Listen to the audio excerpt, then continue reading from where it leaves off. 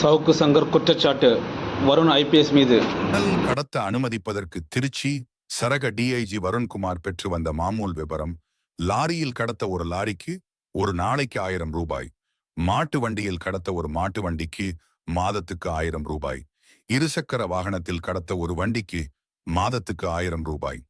இப்படி கடத்த 6 மாதங்களாக கரூரில் மணல் கடத்தலில் ஈடுபட்டு வந்த முக்கிய திமுக பிரமுகர்கள்: கரூர் மாவட்ட திமுக வடக்கு ஒன்றிய பொறுப்பாளர் வேலுச்சாமி, கிழக்கு ஒன்றிய பொறுப்பாளர் முத்துக்குமாரசாமி, கரூர் மாநகராட்சி 5வது வார்டு கவுன்சிலர் பாண்டியன் மற்றும் திமுக நிர்வாகிகள் செவந்திபாளையம் கலைச்செல்வன், வாங்கல் வெங்கடேஷ் உள்ளிட்டோர்.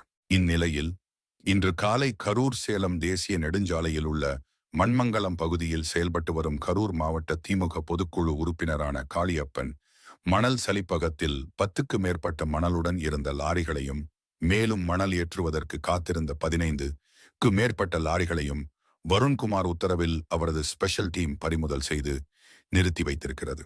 ஆனால் இந்த லாரிகள் மற்றும் அதன் உரிமையாளர்கள் மீது வழக்கு பதிவு செய்யாமல் இதுவரை வருண்குமார் மௌனம் காப்பது எதற்காக? என்ன பேரம் நடந்து வருகிறது?